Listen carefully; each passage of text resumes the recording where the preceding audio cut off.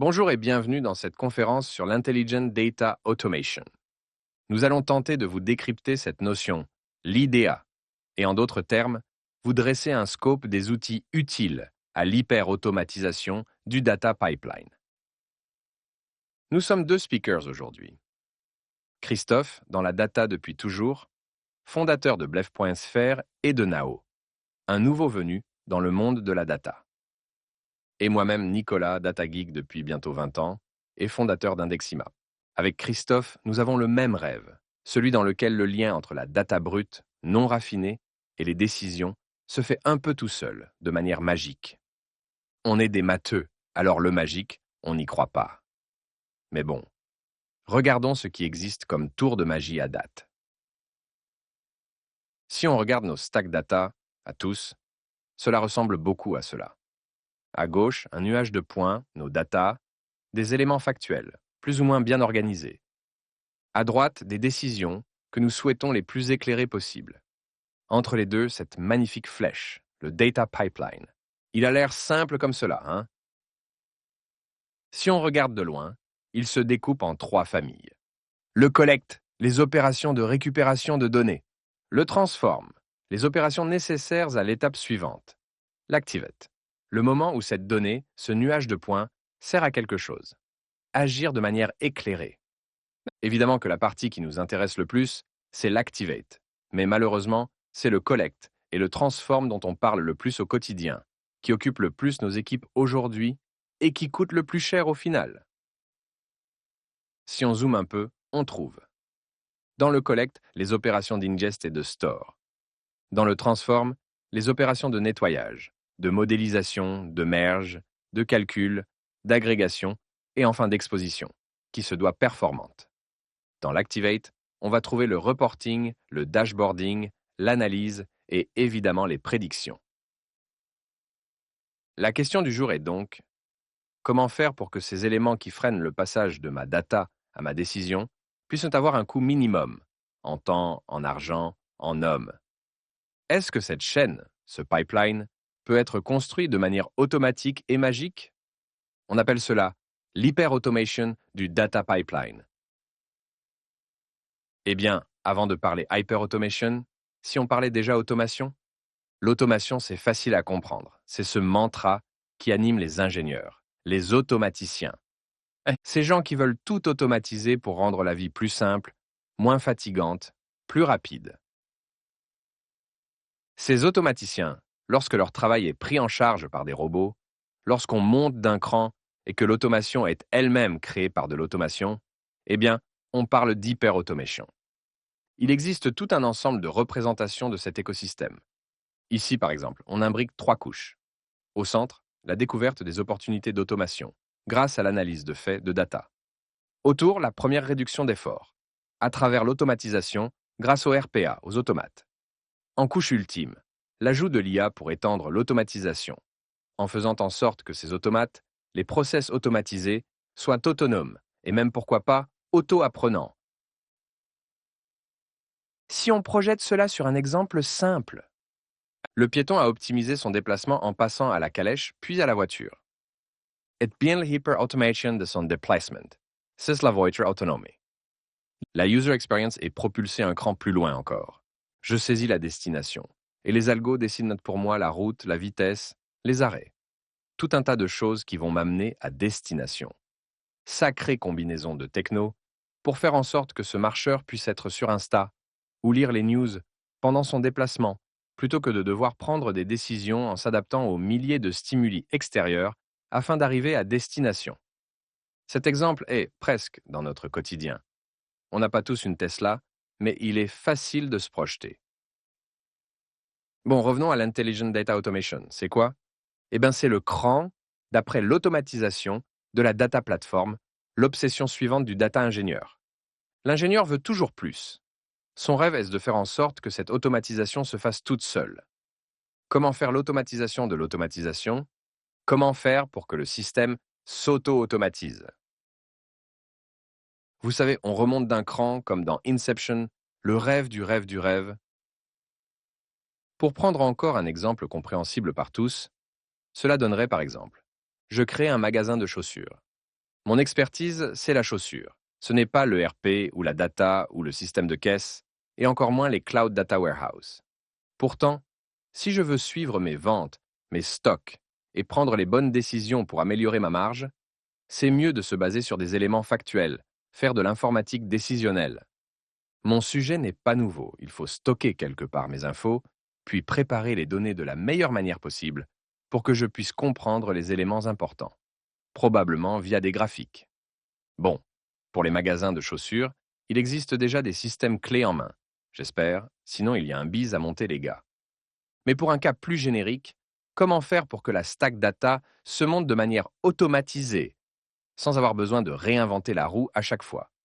Dans la salle, combien de freelances ont refait les mêmes opérations dans 10 boîtes différentes en 10 missions séparées? Eh bien, c'est de cela dont on parle. Construire un pipeline data de la manière la plus automatisée possible, avec le moins d'interventions humaines et de code possible. Désolé, on va vous piquer quelques missions. On a posé les bases de la présentation du jour, le contexte. Entrons dans le vif du sujet. Avec Christophe, on va tenter de vous partager quelques pépites qu'on a déjà croisées.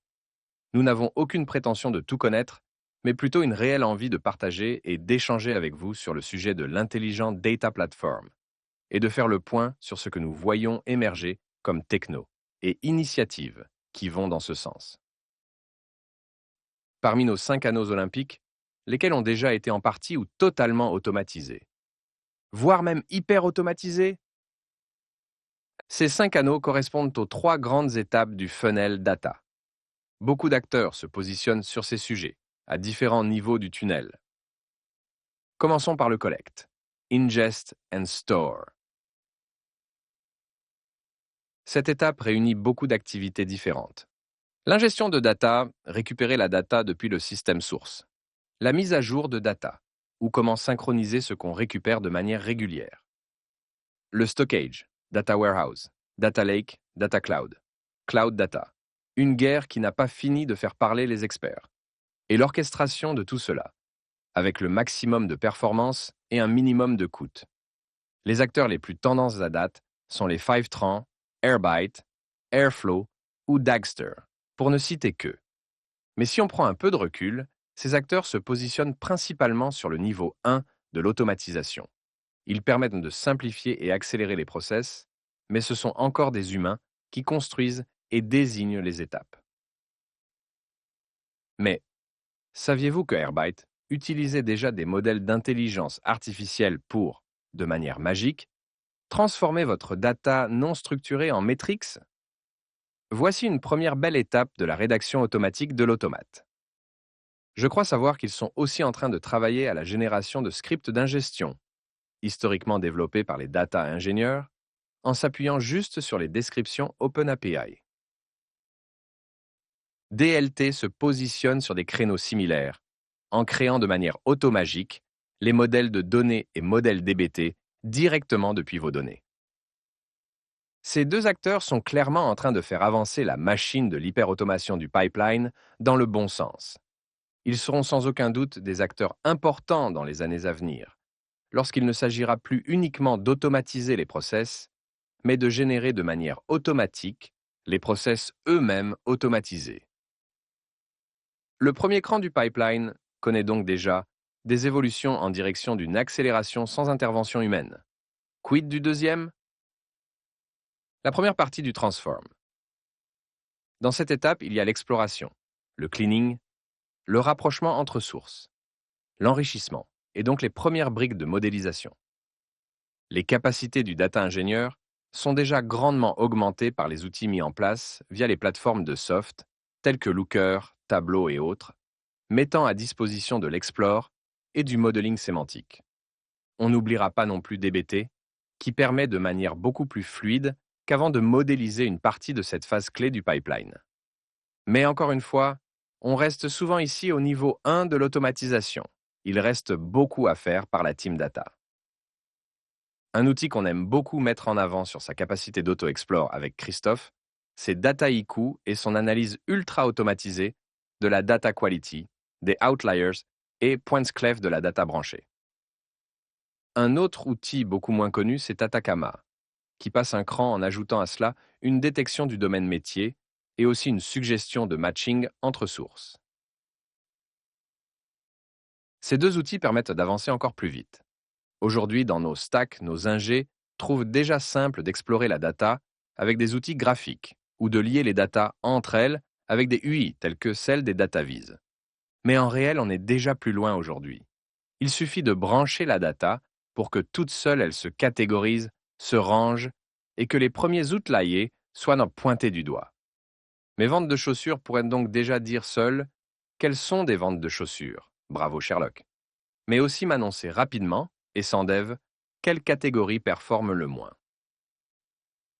On avance. Et la seconde partie du transform, celle qui parle du compute et de l'exposition, elle en est où? Pour être franc, c'est ma préférée. C'est celle dans laquelle je travaille depuis plus de 10 ans maintenant. L'optimisation de la perf de la chaîne BI. On parle ici des opérations de formatage et de modélisation à destination de la perf. Vous savez le débat Star Schema versus One Big Table. On parle ici de la préagrégation pour la perf. Cette étape qui consiste à réduire le big data en data utilisable par l'être humain pour un coût raisonné. On parle enfin ici de la maîtrise du storage utilisé, de son monitoring pour améliorer le contrôle des coûts, ou à minima de la consommation d'énergie. Tellement de choses à dire sur ces points, et plus particulièrement sur le bilan carbone de nos data. Mais cela fera l'objet d'autres confs si vous le souhaitez. Le combo le plus en vogue sur Transform and Expose, c'est clairement DBT plus Snowflake, qui simplifie grandement le travail des équipes. Des éléments clefs tels que les tables incrémentales et Dynamic Tables sont des features très pertinentes lorsqu'on parle de cela. L'intelligent automation et de l'optimisation des coûts de l'expose passe par des outils comme Espresso, Kaibo ou Select. Ce dernier, par exemple, va utiliser les tables système de Snowflake pour identifier les pertes significatives de productivité et d'argent de vos warehouses, pour automatiquement agir en tant que DB admin et réduire les coûts de votre data cloud. C'est magique, non? Un robot qui analyse la conso de votre warehouse et réduit la facture. Un autre software que je suis obligé de citer, Indexima. Indexima, c'est un robot qui analyse vos requêtes SQL Snowflake.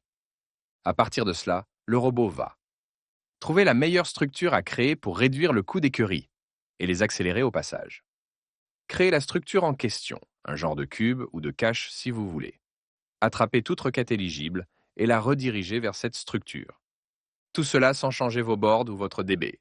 Ce robot-là, il remplace votre DBA qui analyse les requêtes SQL, votre data ingénieur qui crée les cubes et les objets à exposer, et votre analyste qui modifie le modèle pour utiliser les structures optimisées, afin de vous faire gagner de l'argent et du temps projet, réduire votre empreinte carbone, accélérer drastiquement vos boards BI. Un vrai outil automagique, évidemment. On a encore bien avancé, une fois la data auto-labellisée, auto-mergée, elle est auto-optimisée, et votre warehouse se retrouve lui-même autogéré. C'est pas mal tout ça. Il nous reste maintenant 2 étapes à étudier, celle de l'activation de la data. La première couvre le niveau analytique basique de la data. Le cataloging, le reporting, le lineage. Les outils connus sont Sifflet, Data Galaxy ou solutions de DataVis self-service. De grands acteurs dans la simplification de la data analyse. Quel bonheur de faire des drag-drop pour exploiter sa data. Mais en réel, sachez que le drag and drop dans un outil de vise à lui-même aussi déjà été raccourci.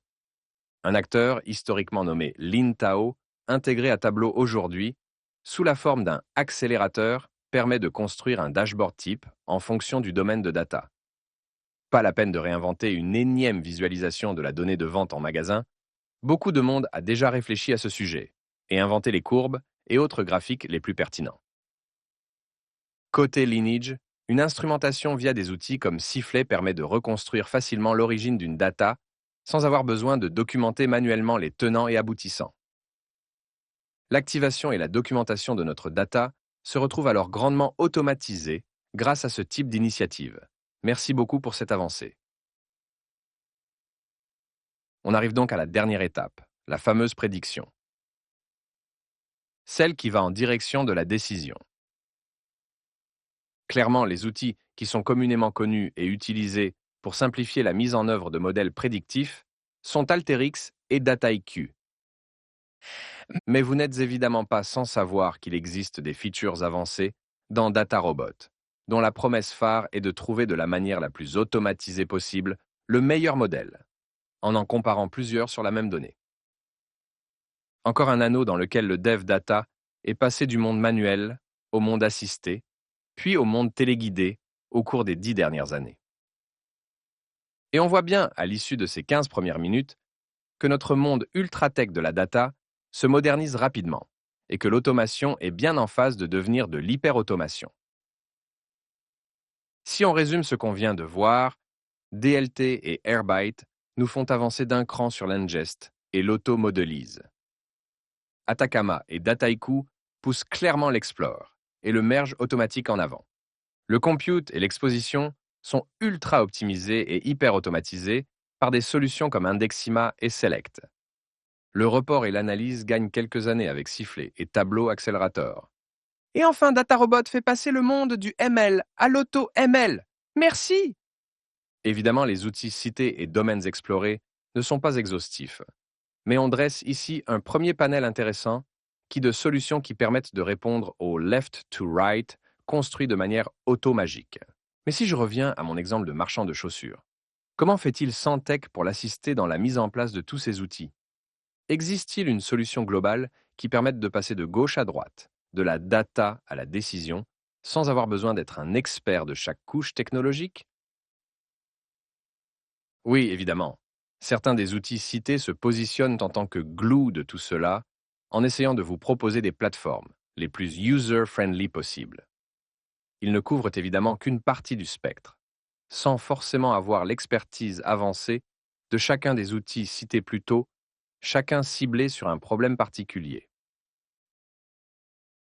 Mais je ne doute pas du fait qu'on finisse par arriver à ce moment où, en plaçant une data à gauche, elle soit automatiquement nettoyée, puis son domaine identifié. Une fois qu'on connaît son domaine, il a déjà été établi 1000 kicks à quoi doit ressembler la vis en sortie. On sait tous comment représenter des ventes ou de la donnée de transactions bancaires. Si on connaît la vis en sortie, le modèle optimal pour le stockage et le consume se déduisent aussi facilement. Bref, le left to right, on y était bientôt, on va pouvoir travailler sur autre chose. Mais, quid du right to left?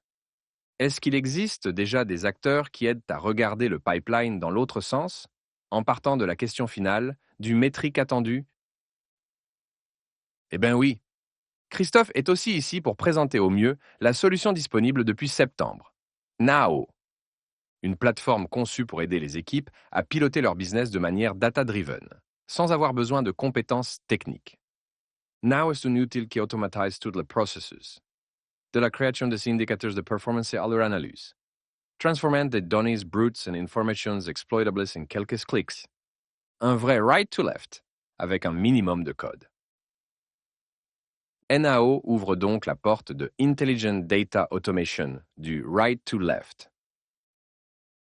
Un dernier slide pour conclure.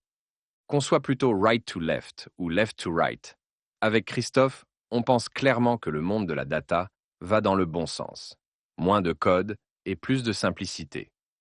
Notre idée n'étant pas de retirer l'humain de ces chaînes de production de data pipeline, mais de reconcentrer l'énergie de chacun là où elle doit être, pas à reconstruire les mêmes patterns dans différentes entreprises. Merci de nous avoir écoutés. Nous sommes à votre dispo sur le stand Indexima, qui se trouve en C6, pas loin de l'entrée du salon.